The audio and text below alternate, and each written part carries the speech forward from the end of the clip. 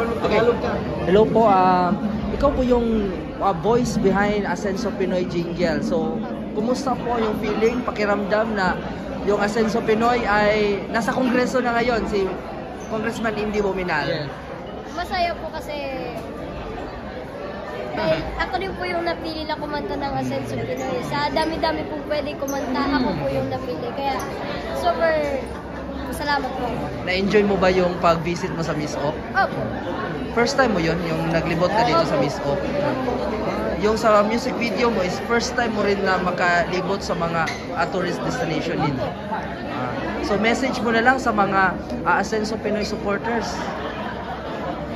Bale, sa lahat po ng sumuporta sa Asenso Pinoy, is thank you po dahil po sa boto nyo is nasa kongreso na po.